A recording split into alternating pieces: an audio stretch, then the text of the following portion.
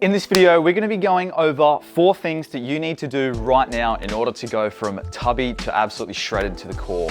Now, just before we jump into today's video, guys, I want to let you know that you guys have the chance to train with me for absolutely free. So I've left a link in the description down below. Make sure you click that and you guys will get access to my current training plan for completely free. It's got every exercise in there, every rep range, everything like that. So you'll be able to follow directly along with my skinny kid bulking journey. So with that being said, let's jump back into the video. Now, 2 years ago, that actually used to be me. I was what you'd consider skinny fat, where I didn't look like I was big, but my body fat percentage was way higher than it needed to be. And not too long ago, I was eating ice cream every single day and I was still 5.5% body fat. Here's how I did it. So first things first, what are these 4 things? Well, it's pretty simple. It's your mindset, diet, training, and recovery. So let's just go ahead and jump into mindset first, because this is the one that gets overlooked so often. And if you don't perfect this, then everything else will be extremely difficult, and most of the time people will not be able to get consistent results. So what I mean by mindset is you have to change the way you actually think about your food and change your relationship with food. You see, I think where most people go wrong is they eat to fulfill themselves and they eat for enjoyment as opposed to eating for its actual purpose. Now, when you think about what the purpose of eating actually is, do you think the purpose of eating is actually for enjoyment? Now think about cars, for example. If you have a sports car, it's pretty known that you don't put 91 unleaded in it. You put 98 because it's the good stuff, and it works the exact same with our body. Now, the problem is that these days, junk food is way more rewarding and people would much rather go for the instant gratification over the delayed gratification. Now, what I want you guys to do is next time that you're sitting down and you're eating a meal, actually sit there and think to yourself, why am I eating this? And I want you to record and notice how you feel when you eat it. Do you actually feel like you're putting good fuel in your body? You're feeling energized? Or are you low-key subconsciously guilty? You know that whatever you're eating's got no nutrients, it's not gonna give you fuel, and a few hours later, you're gonna be left hungry and lethargic, and you're just gonna be stuck in this endless cycle of eating. And I'd say that was the single biggest change for me. You see, I used to be addicted to fast food. I was one of those guys that would just eat whatever I want and still not get fat. But I still just wasn't proud of the way I looked, and it wasn't until I switched that in my mind, I actually sat down and asked myself, why am I eating this? Do I feel good after eating this? And the answer a lot of the time was no. After eating KFC or McDonald's or any of the fast food, I would sit there and I was just like, I don't feel good eating this. Although it tasted good, I didn't feel good. It wasn't until I made the switch to all whole foods, which I'll jump to further in the next topic, that I was able to really shred down and stick to a diet without failing it. Right, now moving on to the second point, and that is the diet. Now, I'm not gonna stand here and mac on and tell you that you need to eat in a calorie deficit, because you already know that. It's tried and true, but I actually think people focus a little too much on the calories and not on the satiety of the foods that they're eating. So I'll give you guys a good example. Everyone knows that one of the best sources of protein is chicken, and it's a very lean meat. It's not very high in calories, but there's heaps of protein. So it is actually still a great meat to have when you're restricting calories. What it's not very good at doing is leaving you satiated and full. You have to eat a lot more of it to be able to feel the same sort of full feeling as something like red meat. And for some reason in this day and age, it seems like red meat is just unnecessarily villainized, and it's actually a great way to start off the day. When I was on a shred, I used to eat 4 eggs, about 6 pieces of bacon, and about 120 grams of organic grass-fed beef. Now, whilst this breakfast was sitting around 700 to 800 calories, The satiety level that you get from eating something like red meat in the morning is honestly insane. It always left me feeling so full.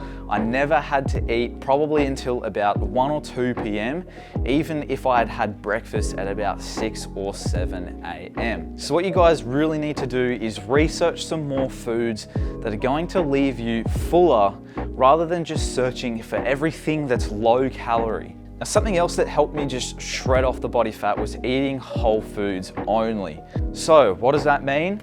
Have you ever looked at the back of one of the things that you're eating and the ingredients list looks like a uni student's essay with just hundreds of things you can't even pronounce on there? What you want to be doing is eating whole foods where there's only one ingredient.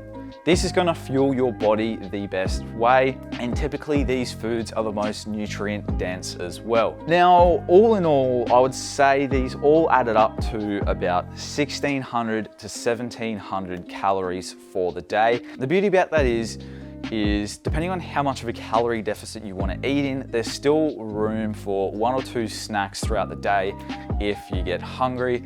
But honestly, on that diet, I never felt like snacking, and especially now that you've equipped yourself with that mindset, you'll be able to resist cravings and everything like that. Righto, so now that we've got the mindset and the diet down pat, it's time to talk about training, and most importantly, preserving your muscle. Now, one of the biggest mistakes that I see heaps of beginners do, and I even used to do this myself, was switching up the training plan too drastically. I mean, when you think about it, the reason why your muscles actually get bigger is because from an evolutionary standpoint, your body is made to adapt to the environment that you place it in. Far too often when people go from a bulk to a cut, they'll switch up their training plan too drastically and they'll get rid of compound lifts completely and they'll just focus on full body isolation exercises and cardio.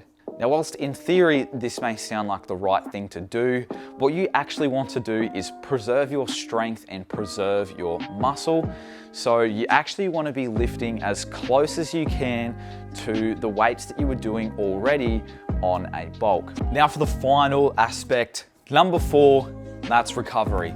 Now, recovery is super crucial, and this is something that people get so wrong. Yes, you probably could still lose fat with poor recovery, but the idea is to preserve all the muscle that you've just put on through your bulk, and that's only going to be done with on-point recovery. Now, if you think about it, this actually makes a lot of sense because when you're eating in a calorie deficit, you are purposely depriving your body of the required energy in order to maintain its current weight. So you're actually purposely putting yourself in an energy deficit. Not only will it affect the way your body uses your energy, but it'll also affect your performance in the gym as well. So you can just imagine the amount of stress it would put your body under if you were eating in a calorie deficit of about 500 calories, and on top of that, only getting about 4 hours of sleep. Your body just isn't gonna have the required energy it takes to preserve your muscle, and it's gonna put the body under a lot of stress, and you could potentially start losing some of your muscle just to keep your body functioning. Imagine only eating 1,800 calories a day instead of 4,000, and now you need to go into the gym off 4 hours of sleep. How much harder do you think it's gonna be for yourself and your body to actually maintain the weight that you were pressing during your bulk? So what I did to preserve my muscle whilst I was cutting, I made sure that my sleeping was on point. I slept at least 7 hours of good quality sleep, because sleep quality is just as important as quantity. So at least 7 hours of good quality sleep. Even more is even better. There were nights where I got 8 or 9, and that is fantastic. Now that is really just the basics when it comes to recovery, sleep, nutrition, and water as well. There's a whole different bunch of things that you can do to try, and personally, I take magnesium before I go to bed. That helps improve my sleep quality and relaxes the muscles as well. And meditation is another great one to reduce cortisol levels within your body as well. And honestly, the world of recovery is a whole world that you can dive deep into. So I highly suggest you guys take 10 to 20 minutes of your day and just research some different ways that you can help your body recover when on a cut. So there you have it, guys. Those are the main 4 things that I think people need to fix when they're going on a cut. And that is my personal experience of how I went from skinny fat to absolutely shredded as well. And keeping in mind that you're not gonna always be able to maintain this healthily all year round. Right now, I'm on a bulk, so I'm no longer 5.5% body fat. And of course, I am not a medical professional, so I can't really say that my word is gospel. So I highly encourage you guys to do a little bit of your own research as well. But with that being said, that's gonna wrap up today's video. Make sure you guys stick around for the next one.